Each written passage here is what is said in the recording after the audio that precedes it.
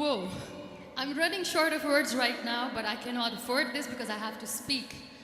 Thank you so much for all the love, for all the warmth. Thank you for accepting me. Thank you very much.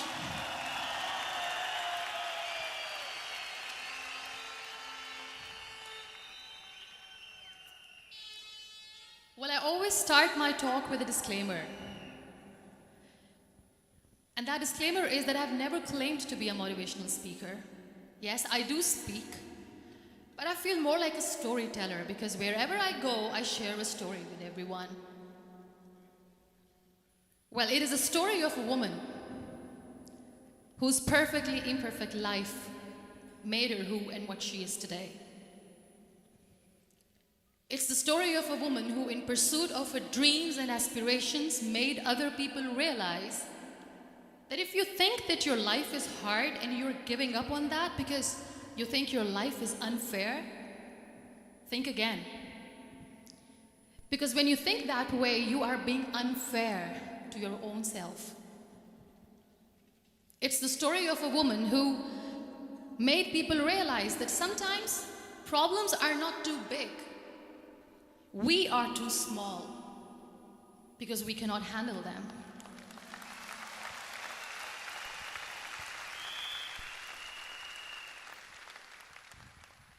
It is the story of a woman who with time realized that real happiness doesn't lie in success, money, fame. It lies within. Real happiness lies in gratitude. So I am here and I'm going to share the story of that woman. That is my story. The story of gratitude.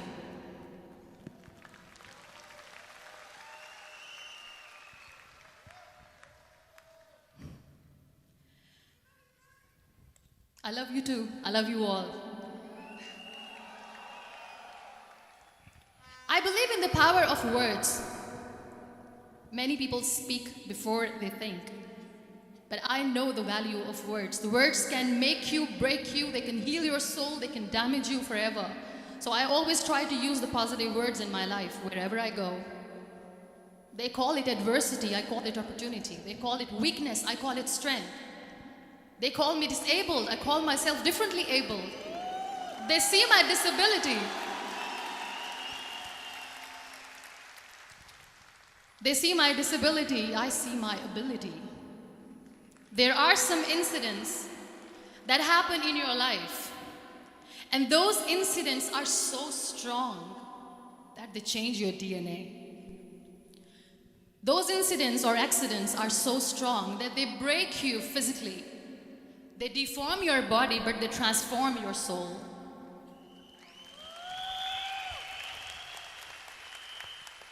Those incidents break you, deform you, but they mold you into the best version of you. And the same thing happened to me. And I'm going to share what exactly happened to me. I was 18 years old when I got married. And this thing I'm sharing for the very first time on an international level. I was 18 years old when I got married. I belonged to a very conservative family, a Baloch family, where good daughters never say no to their parents. My father wanted me to get married.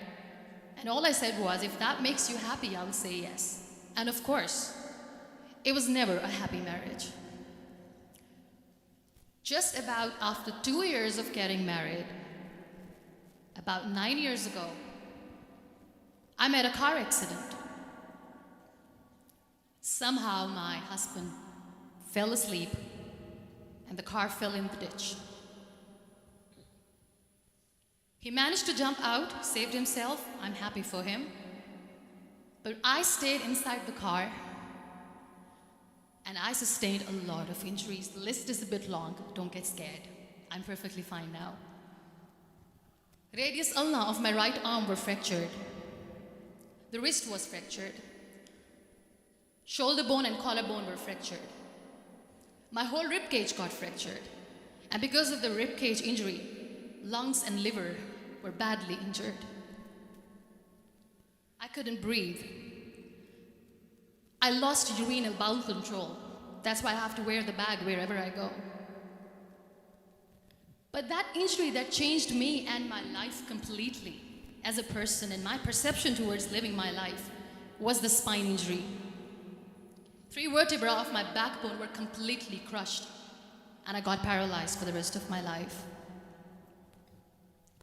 So this accident took place in a far-flung area in the outskirts of a very small province, Balochistan, where there was no first aid, no hospital, no ambulance. I was in the middle of nowhere in that toppled car. Many people came to rescue. They gave me CPR. They dragged me out of the car. And while they were dragging me out, I got the complete transection of my spinal cord. And now there was this debate going on. Should we keep it here? She's going to die. Where should we go? There is no ambulance. There was this 4-wheeler Jeep standing in the corner of the street. They said, put her in the back of the Jeep and take her to the hospital, which is 3 hours away from this place. And I still remember that bumpy ride. I was all broken. They threw me at the back of the Jeep and they rushed me to the hospital. That is where I realized that my half body was fractured and half was paralyzed. I finally ended up in a hospital where I stayed for 2.5 months. I underwent multiple surgeries. Doctors have put a lot of titanium in my arm. There's a lot of titanium at my back to fix my back. That's why people in Pakistan call me the Iron Lady of Pakistan.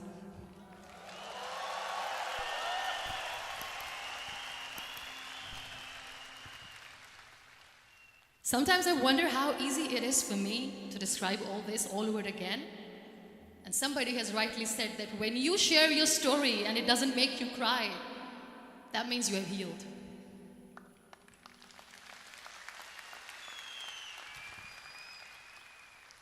Those 2.5 months in the hospital were dreadful.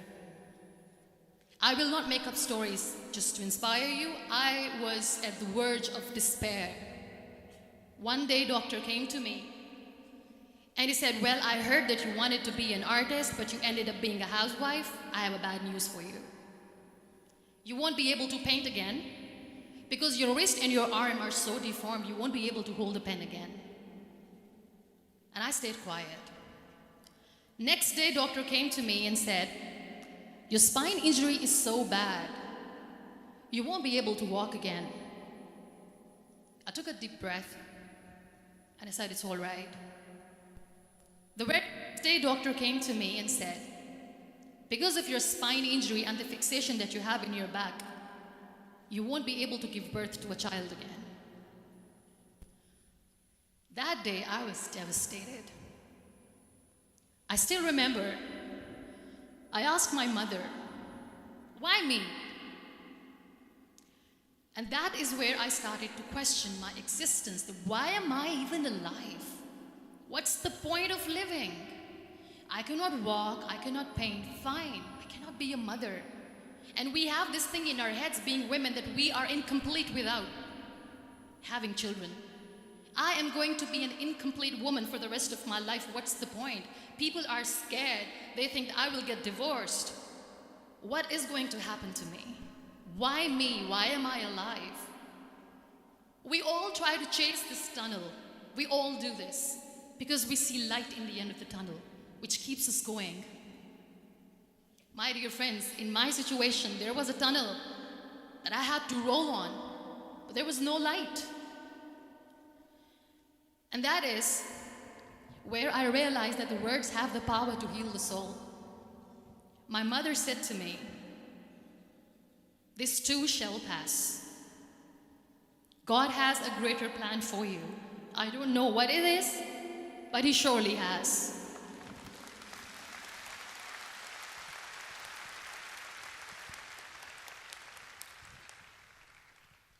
And in all that distress and grief, somehow or the other, those words were so magical that they kept me going. I was trying to put that smile on my face all the time, was hiding. It was so hard to hide the pain, which was there. But all I knew was that if I will give up, my mother and my brothers will give up too. I cannot see them crying with me. So what kept me going was, one day I asked my brothers, I know I have a deformed hand, but I'm tired of looking at these white walls in the hospital and wearing these white scrubs. I'm getting tired of this. I want to add more colors to my life. I want to do something. Bring me some colors. Bring me some small canvas. I want to paint. So the very first painting I made was on my deathbed, where I painted for the very first time. It was not just an art piece or just my passion. It was my therapy.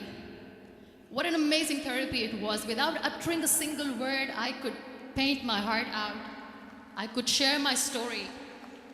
People used to come and say, what lovely painting. So much color. Nobody could see the grief in it. Only I could.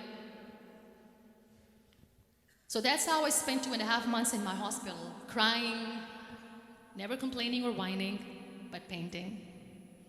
And then I was discharged, and I went back home.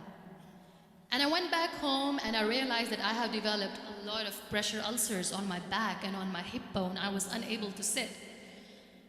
There were a lot of infections in my body, a lot of allergies. So doctors wanted me to lie down on the bed straight for not 6 months, for not 1 year, for 2 years.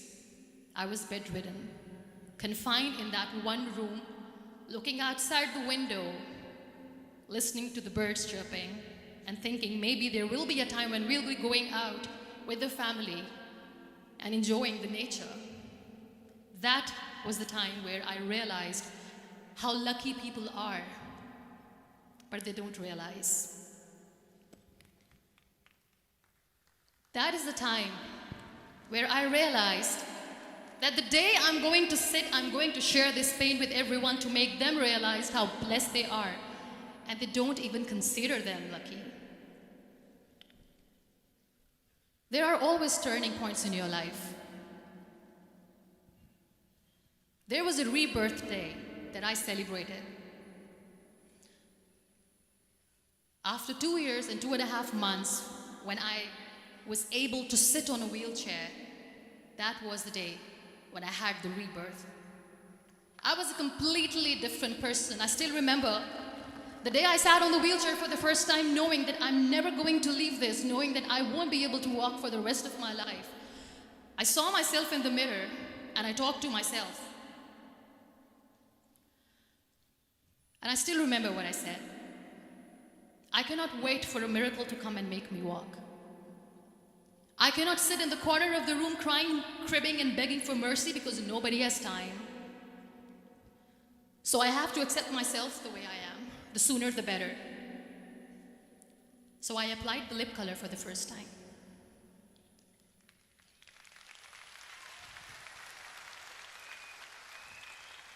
And I erased it. And I cried. And I said, what am I doing? A person on a wheelchair should not do this. What will people say? Clean it up. Put it again. This time I put it for myself. Because I wanted to feel perfect from within.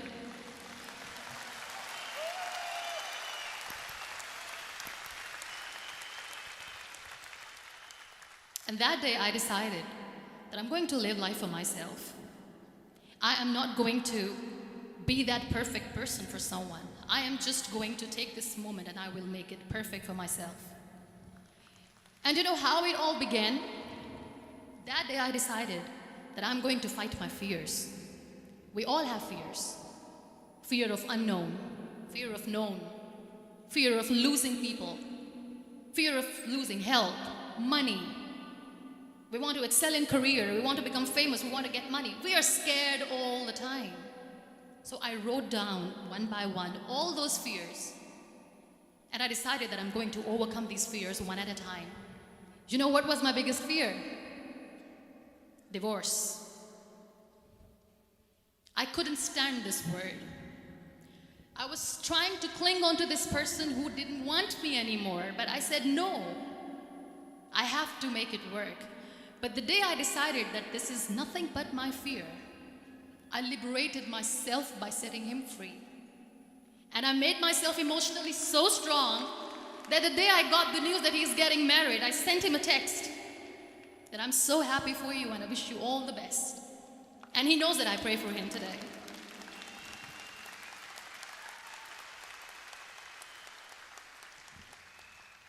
My biggest fear, number 2, was I won't be able to be a mother again.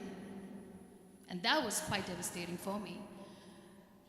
But then I realized there are so many children in the world, all they want is acceptance. So there is no point of crying, just go and adopt one. And that's what I did.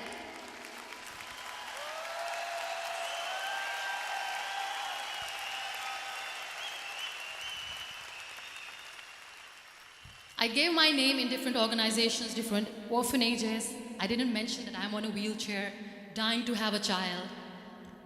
So I just told them that this is Muniba Mazari and she wants to adopt a boy or girl, whatsoever, but I want to adopt a kid. And I waited patiently. 2 years later, I got this call from a very small city in Pakistan. I got a call and they said, "Are you Muniba Mazari? There is a baby boy and would you like to adopt?" And when I say yes, I could literally feel the labor pain. I said, yes, I am going to adopt him. I am coming to take him home.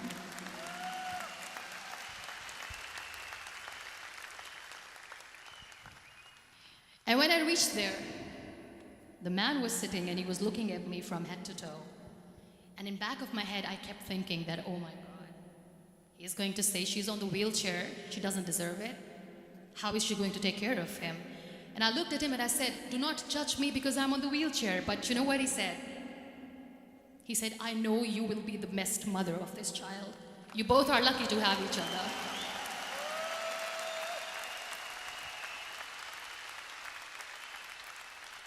And that day, I was 2 days old, and today he's 6.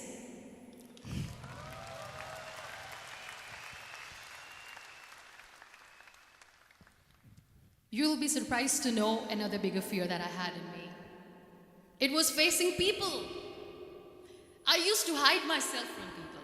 When I was on bed for 2 years, I used to keep the door closed. I used to pretend that I'm not going to meet anyone, tell them that I'm sleeping. You know why? Because I couldn't stand that sympathy that they had for me. They used to treat me like a patient. When I used to smile, they used to look at me and say that, "You're smiling, are you okay?" I was tired of this question being asked, "Are you sick?" Well, a lady yesterday at the airport asked me, "Are you sick?" And I said, "Well, besides the spinal cord injury, I'm fine, I guess."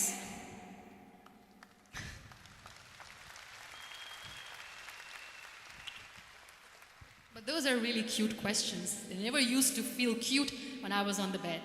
So I used to hide myself from people, knowing that, oh my God, I'm not going to see that sympathy in their eyes. It's all right. And today I'm here speaking to all these amazing people because I have overcome the fear.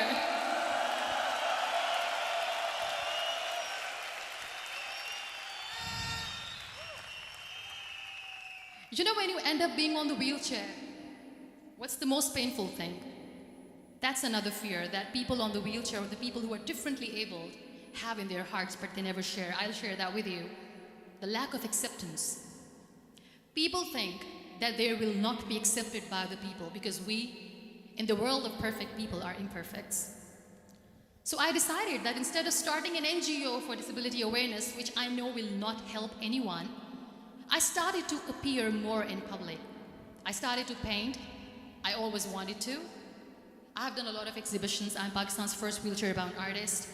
I have done a lot of modeling campaigns, different campaigns for brands like Tony and Guy.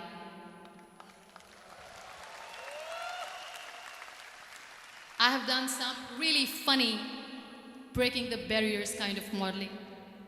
There was this one by the name Clown Town where I became a clown because I know that clowns have hearts too.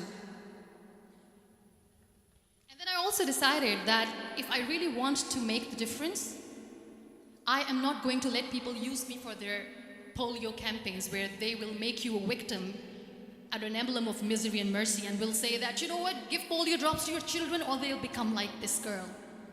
I decided that I'm going to join the national TV of Pakistan as an anchor person, and I've been doing a lot of shows for the last 3 years.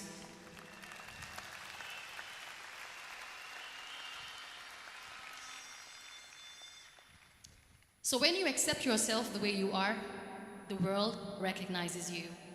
It all starts from within. Thank you. I became the National Goodwill Ambassador for UN Women Pakistan, and now I speak for the rights of women, children. We talk about inclusion, diversity, gender equality, which is a must. I was featured in BBC 100 Women for 2015. I'm one of the Forbes 30 under 30 for 2016. And it all didn't happen alone. You all are thriving in your careers. You have bigger dreams and aspirations in life. Always remember one thing. On the road to success, there is always we, not me. Do not think that you alone can achieve things. No. There is always another person who is standing behind you, maybe not coming on the forefront, but behind you, praying for you and supporting you. Never lose that person. Never.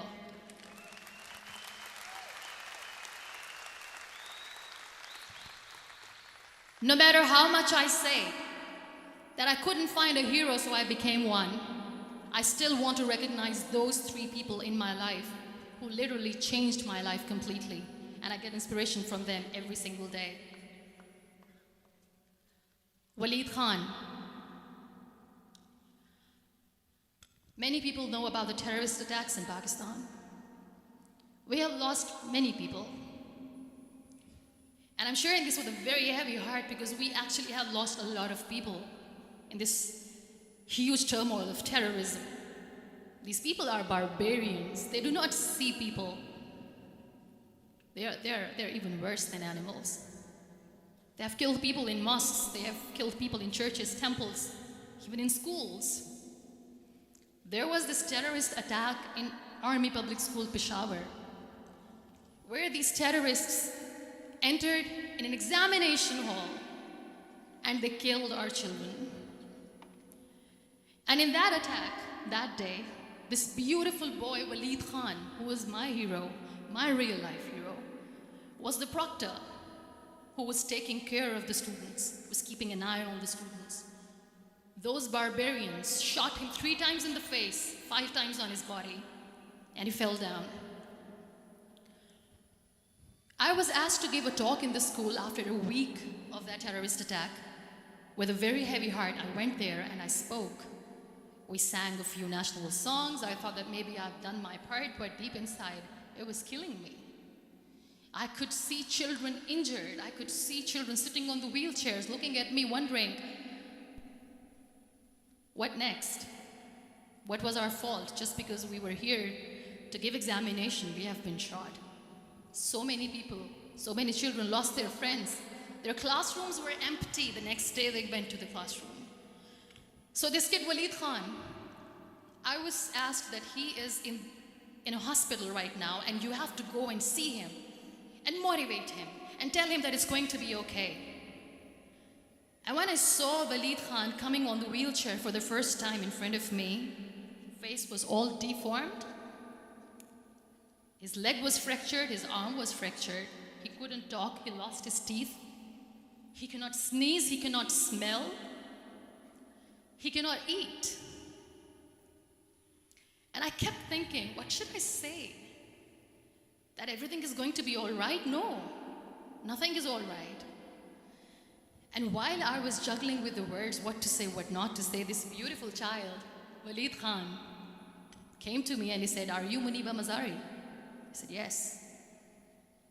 He said, "Baji, let's take a selfie."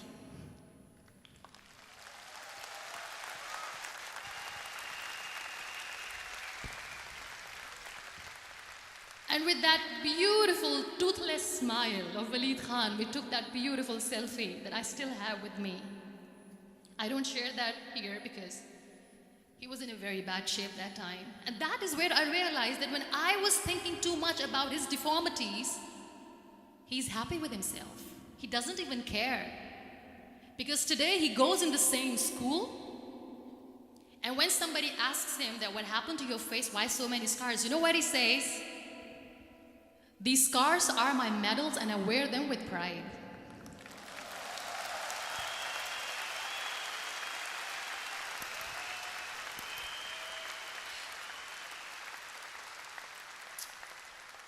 And how beautifully he says the terrorists wanted me not to study. I am going to study. I will become a doctor one day. And this is my way of taking revenge from those terrorists. Another real life hero, of course, my son. His name is Nile, N-I-L-E, River Nile. I learned so much from this kid. The first and foremost thing is patience. How to be patient when you know that your mother cannot walk, when you know that your mother is different from the other women, when you know that your mother cannot go out and play with you, how to stay calm. He loves football. And when we got the very first football, he was 4 years old. He was super excited. I still remember he came in the room and he said, "Mom, let's play football." And he kept the ball in my feet. And he said, "Let's kick it." And that day I felt disabled. I said, "I cannot kick the ball." And I was down with the same face. He looked at me and he said, "Well, that's all right. Your legs are not working, but your hands do. Let's play catch the ball."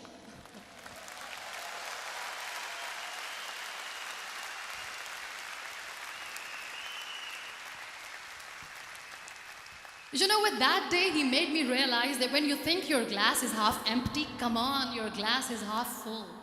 It's all in here and here. Last but not least, the woman who made me realize that heroes have no gender. The woman who believed in me even when I was completely at the verge of despair, where everybody left, she was there. And every time I looked at her, without saying anything, she used to look at me and said, "This too shall pass. God has a bigger plan. And one day you will say that, oh my God, that is why God has chosen me." She never cried in front of me. She has always said that there will be haters, there will be naysayers, there will be disbelievers, and then there will be you proving them wrong. My mother.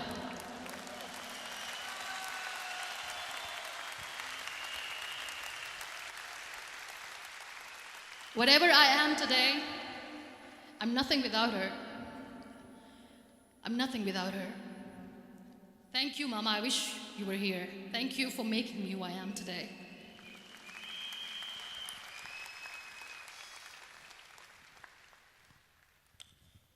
You know what? We human beings have a problem. Out of many problems, there is one more, and this is self-created one. We always expect ease from life. We have this amazing fantasy about life. This is how things should work. This is my plan. It should go as per my plan. If that doesn't happen, we give up. So my dear friends, let me tell you one thing. I never wanted to be on the wheelchair. Never thought of being on the wheelchair. I was always aspiring to do bigger things, but had no idea that for that I have to pay the price to be where I am today. It's a very heavy price. This life is a test and a trial, and tests are trials are never supposed to be easy. So when you are expecting ease from life, and life gives you lemons, then you make the lemonade, and then do not blame life for that, because you were expecting ease from a trial. Trials make you a stronger, better person. Life is a trial, and with time you realize that.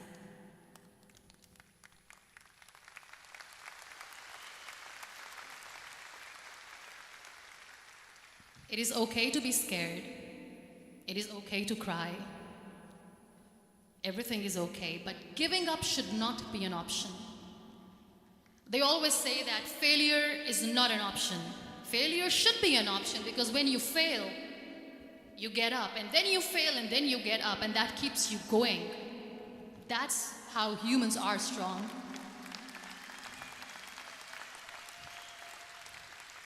Failure is an option, should be an option, but giving up is not. Never. We have this thing in minds. We call it perfection. We want everything perfect. We want ourselves to be perfect. There is this image in our head about everything. Perfect life, perfect relationships, perfect career, perfect amount of money that we need to earn no matter what. Nothing is perfect in this world. We all are perfectly imperfect, and that is perfectly all right. That's all right. We were sent here not to become the perfect people. Those people who tell you how to look perfect, even those people are imperfect. Trying to fight this fear of looking imperfect. I used to be perfect. I still remember.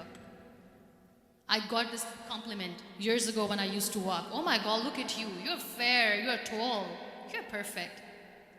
Look at me now. You're still perfect. Only the perfect eyes can see that. Only the perfect eyes will see that. Only the perfect eyes will see that. So yes, in all those imperfections, you have to listen to your heart. You don't have to look good for people. You don't have to be perfect just because other people want you to be perfect. If your soul is perfect from within, that's all right. This is all what you want. This is all what you need to be. Our society has made very weird kind of norms to look perfect and great. For men, it's different. For women, it's different. We think too much about what people say. We listen to ourselves too little. You know what makes you perfect? When you make someone smile. You know what makes you perfect? When you try to do something good for the people around you. You know what makes you perfect? When you feel someone's pain. And how beautiful pain is that it connects you with people. No other medium can connect you with others but pain. That's why I always say that I'm in pain, and that's a blessing in disguise for me. Today, just because I'm in pain and I'm on the wheelchair, I work for children. Being the head of CSR for a company, we conduct medical camps in far-flung areas of Pakistan where so many kids die because they don't have medical facilities. And I personally believe just because they cannot afford to live doesn't mean we'll let them die. So we give them money, we give them medical treatment, we try to heal their wounds, physical and emotional. And I also work for the beautiful people, we call them third gender, the transgender community of Pakistan. You know what connects me with them? All my imperfections. When I go and I hug them, they never judge me. And this very good friend of mine, her name is Bijli. Bijli means electricity. She calls herself electricity. And I said, are you electricity? She says, no, I'm lightning. I'm as strong as lightning. Because we have very bad power outage, so she doesn't want me to call her electricity. So she says, I am very strong. I'm thunder, I'm lightning. She came to me, and the first time I hugged her, she said, you are just like me. And I said, yes, I am like you. Because to people, we are so imperfect. So how beautiful these imperfections are, that because of these imperfections you can connect with people. Then why are we all running after being perfect? What's the point?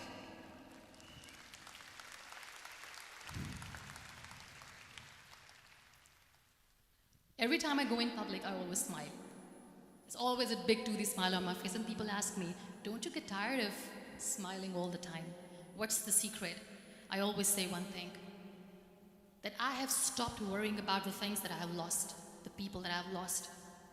Things and people who were meant to be with me are with me. And sometimes, somebody's absence makes you a better person. Cherish their absence. It's always a blessing in disguise.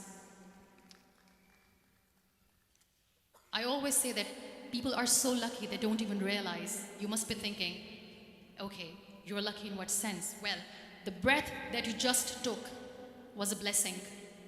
Embrace it.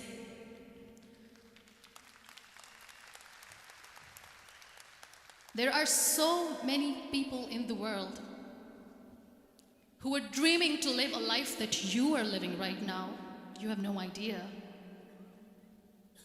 Embrace each and every breath that you are taking. Celebrate your life. Live it. Don't die before your death. We all die.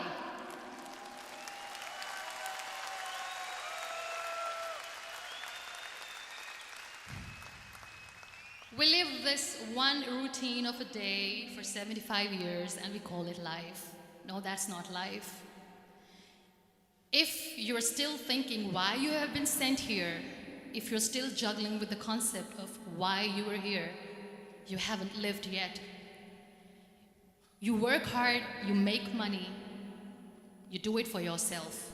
That's not life. You go out, you seek for people who need your help, you make their lives better. You become that sponge which can absorb all the negativity, and you become that person who can emit beautiful, positive vibes. And when you realize that you have changed someone's life, and because of you, this person didn't give up, that is the day when you live. Always.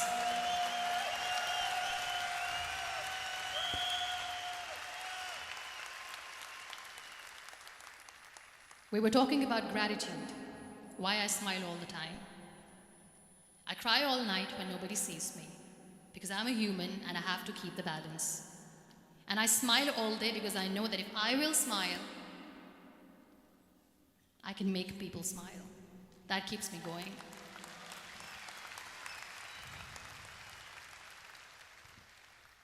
Be grateful for what you have, and you will always, always end up having more. But if you'll cry and if you'll crib for the little things that you don't have or the things that you have lost, you will never ever have enough. Sometimes we are too busy thinking about the things that we don't have that we forget to cherish the blessings that we have. I'm not saying that I'm not healthy and that makes me unlucky. But yes, it is hard. It is hard when I say that I cannot walk. It is hard to say when I wear this bag. It hurts. But I have to keep going, because never giving up is the way to live, always.